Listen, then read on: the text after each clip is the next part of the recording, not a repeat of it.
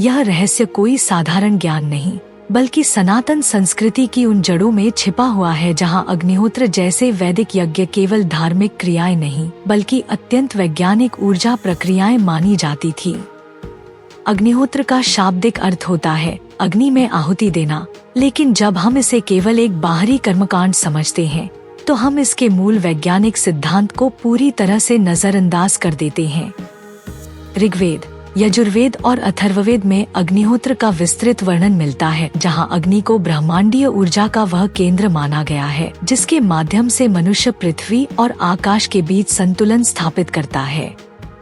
अग्निहोत्र केवल घर या यज्ञशाला में अग्नि प्रज्वलित करके आहुतियां देने की प्रक्रिया नहीं है। यह एक शक्तिशाली तांत्रिक विज्ञान है जिसमें निश्चित समय पर निश्चित पदार्थों से निश्चित विधि द्वारा जब हवन किया जाता है तो उससे निकलने वाली ध्वनि तरंगे, सस्वर मंत्रोच्चारण, अग्नि की ऊष्मा और विशिष्ट औषधीय द्रव्यों की धूम्र सभी मिलकर एक विशाल ऊर्जा क्षेत्र का निर्माण करते हैं, जिसे आधुनिक भाषा में हम कॉस्मिक रेजोनेंस फील्ड कह सकते हैं।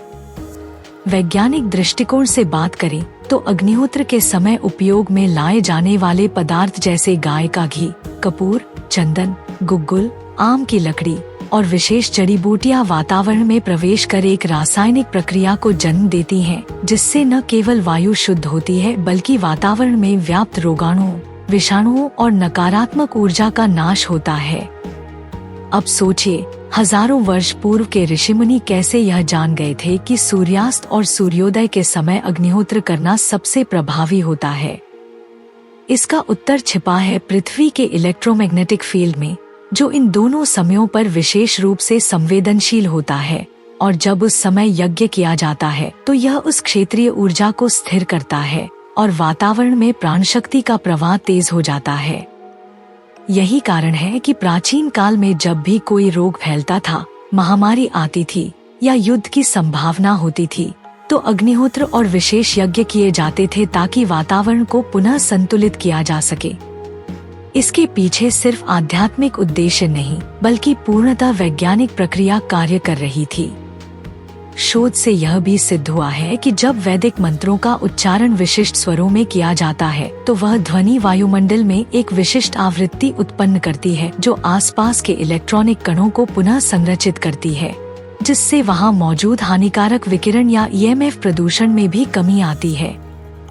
यही नहीं, अग्निहोत्र के दौरान निकलने वाली आयन ऊर्जा आसपास की वायु को धनात्मक आयनों से भर देती है, जिससे मानसिक शांति, स्पष्टता और ऊर्जा की अनुभूति होती है।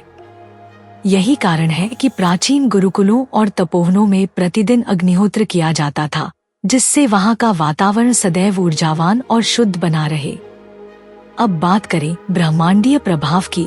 अग्निहोत्र का यज्ञ कुंड सिर्फ भौतिक अग्नि का केंद्र नहीं है, वह एक सूक्ष्म ऊर्जा चैनल है जो व्यक्ति के मन और ब्रह्मांड के बीच पुल बनाता है।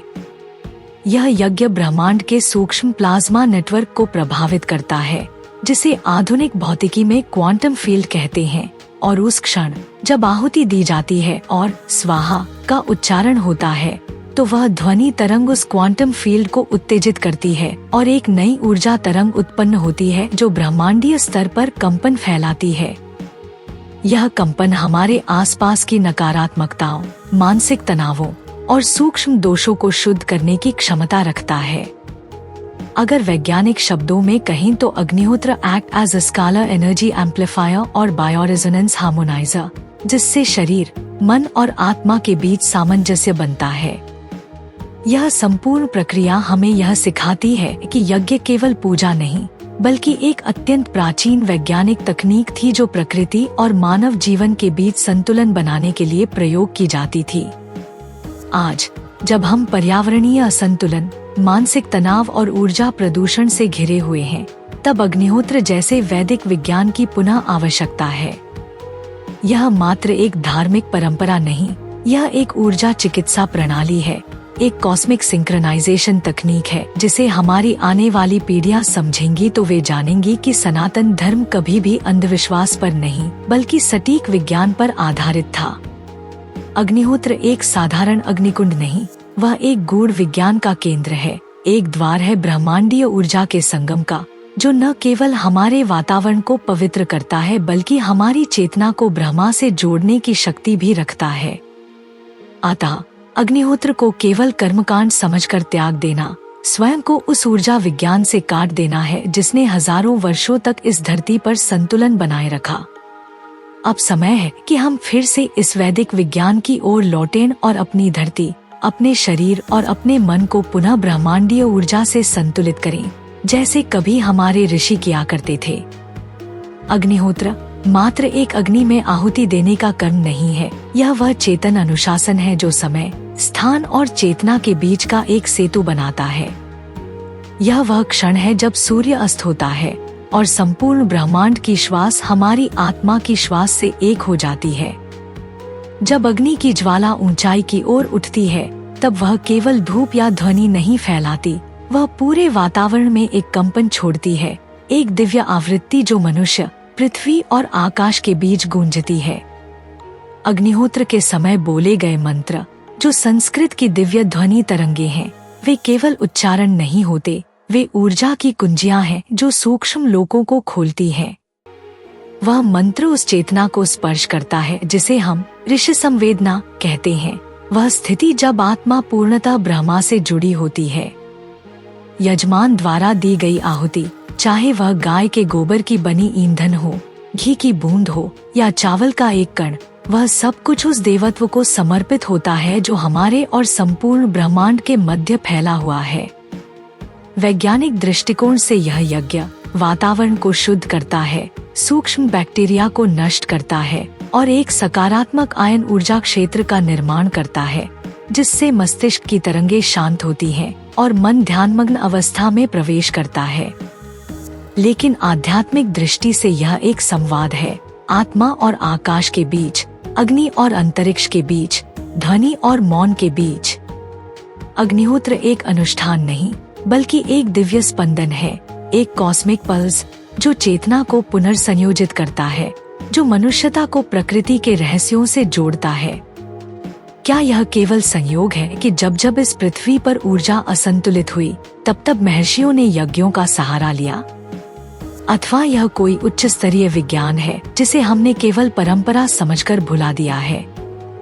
शायद हमारे पूर्वज जानते थे कि अग्निहोत्र न केवल वर्षा को आमंत्रित करता है बल्कि सूक्ष्म लोकों में संतुलन भी स्थापित करता है।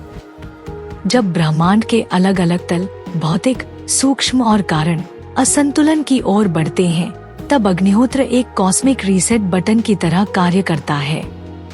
और यही कारण है कि इसे नित्य कर्म कहा गया, अर्थात जो हर दिन प्रत्येक सूर्य उदय और अस्त के समय किया जाना चाहिए ताकि ब्रह्मांडीय क्रम, कॉस्मिक ऑर्डर बना रहे।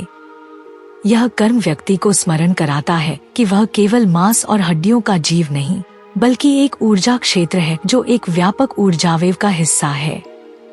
जब अग्निहोत्र की अग्नि प्रज्वलित होती है तब वह हमारी आत्मा की प्राचीन स्मृति को जगाती है, वह स्मृति जिसमें देवता, ऋषि, मंत्र और ऊर्जा का एक दिव्य नृत्य होता है।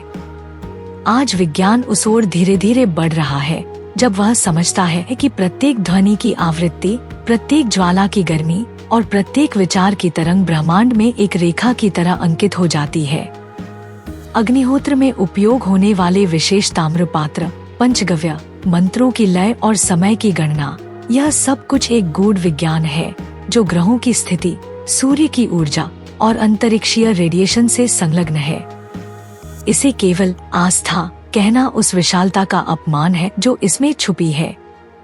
वास्तव में यह एक प्राचीन ऊर्जा टेक्नोलॉजी है जो अब पुनः सामने आ रही है।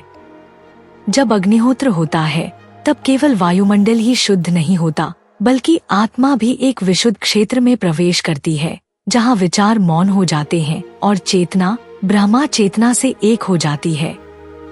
यही वह क्षण है जहाँ ध्यान, विज्ञान, अध्यात्म और प्रकृति एक बिंदु पर समाहित हो जाते हैं। और हो सकता है यही वह कारण हो जिसकी वजह से ऋषियों ने कहा, अग्निहोत्रं विश्वस्य नाभ्यः अस्ति, अग्निहोत्र ही इस सृष्टि का केंद्र है। जब तक अग्नि जलेगी, जब तक मंत्र गूंजेंगे, तब तक यह सृष्टि संतुलित रहेगी। और जब अग्निहोत्र विलुप्त हो जाएगा तब शायद वह संतुलन भी खो जाएगा जिसकी धुरी पर यह ब्रह्मांड घूम रहा है। इसीलिए अग्निहोत्र केवल एक अग्नि संस्कार नहीं, बल्कि यह ब्रह्मांड से जुड़ने की एक जीवित कड़ी है, एक विज्ञान जो आत्मा को फिर से ब्रह्मा से मिलाता है।